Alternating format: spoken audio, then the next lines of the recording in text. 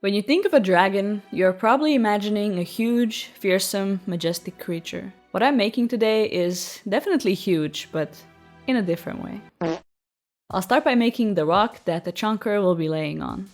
I'm using foil to bulk out the shape and then covering it with some white goo to help the clay stick to the foil. I'll then add a layer of clay around the foil, as well as small bits all around to form the rocky cliff texture. I often like to start with the base so I don't accidentally make the sculpture too big, but in this case, it will be big no matter what I do.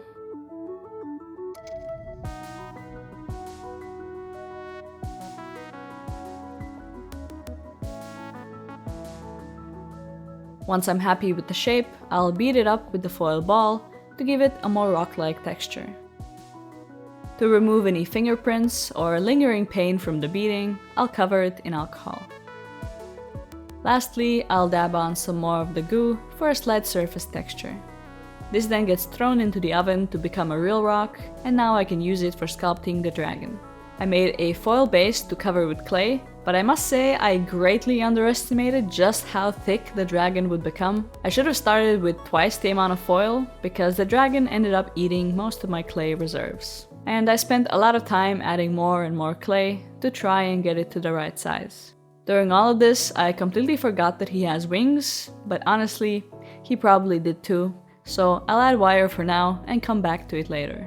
Then I'll start adding a bunch of clay strips around his neck that get blended together as fat rolls. And I'll secretly make them even fatter later off camera.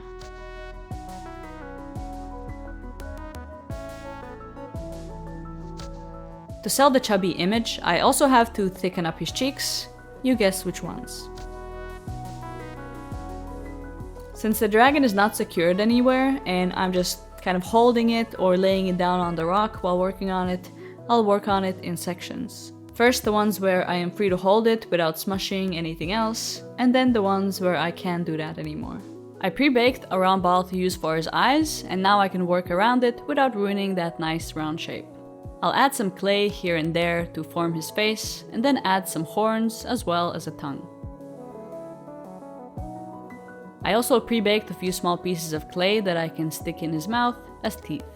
Baking them separately first makes it much easier to add them without ruining the shape.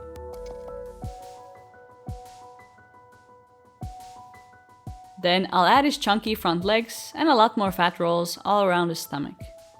I forgot to mention who this dragon even is. It's not just the design I'm making myself.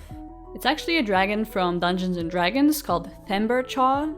I don't know if I'm saying that correctly. I'm not too familiar with anything Dungeons & Dragons related, but when someone mentioned him in the comments, I looked him up and I knew I wanted to make him.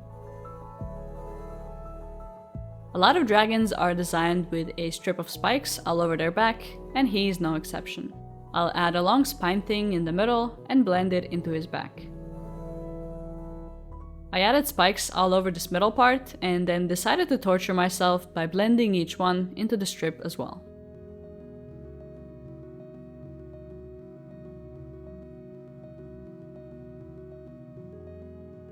Wow, that was so much fun. I want to do it 2 more times.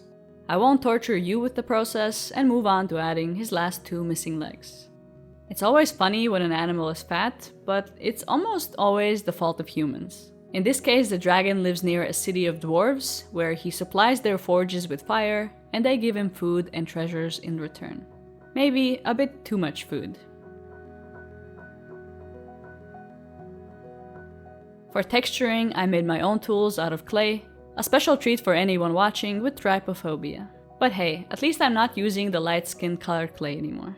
And I used these to add a scale-like texture all over the dragon's skin, as well as some lines for wrinkles and scars.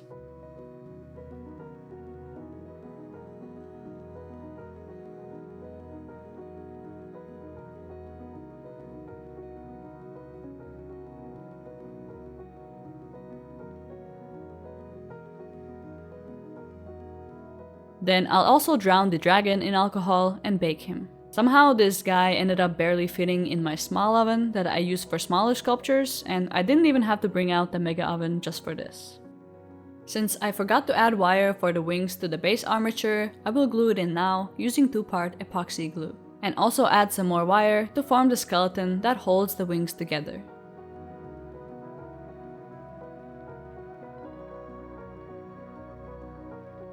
I'll then add clay all over these parts and smooth them around the wires.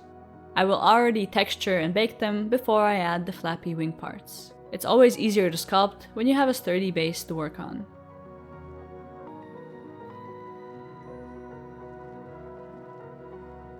I then rolled out thin sheets of clay and cut them to fit between the wing skeleton. Unbaked clay doesn't stick that well to baked clay, so I am also using the white goo between both of them to help them stick together. I also lightly textured the wings and added some wear and tear by making the edges all messed up, as well as cutting some holes in the wings. He might not be flying much, but he is probably rolling around on them a lot.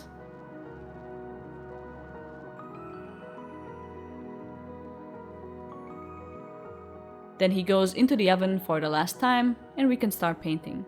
I'll start with the rock. It's a pretty simple process. I paint the rock black, then go over it with the dark gray, and dry brush on some lighter colors like light gray, white, and a yellowish gray. Painting rocks is always kind of the same, but it's always fun seeing the texture come out with the dry brushing. I will also add a dark brown wash over the whole thing. To make it super fancy, I'll add a felt sticker on the bottom of the base. I will do most of the painting for the dragon with an airbrush. I first sprayed it black and then red, but my camera kind of gave up on the red part and filmed it 1 frame per second. I almost never use this airbrush, so I'm not very good at it, but I figured I should still try using it to get better. Crazy idea, right? I went with a very dark, almost purple red on his back and blended it into his body. He is portrayed in most pictures as fully red, but I took some artistic liberty and made him a bit darker. It's not fully true to the original design, but I like the way it turned out. I then painted his wings by hand in a sandy color. Looking at it now, I wish I added some red to it to blend it into the wings better, but it is what it is. I also added a darker tone on the edges and in the lines of the wings, and then added a lighter highlight between those lines.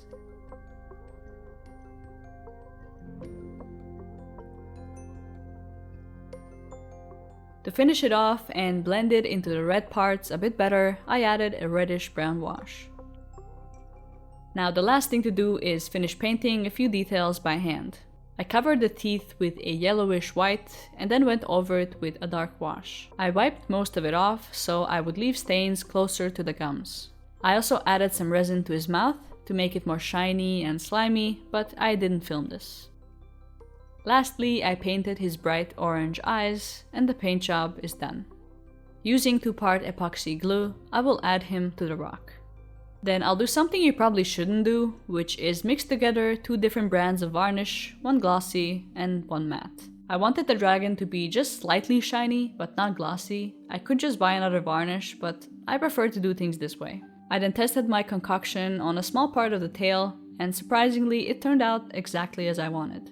So then I covered the whole dragon with it. But it ended up ruining the whole paint job. Just kidding, nothing happened. Then I'll add a bit of resin on his eyeballs, and that's it.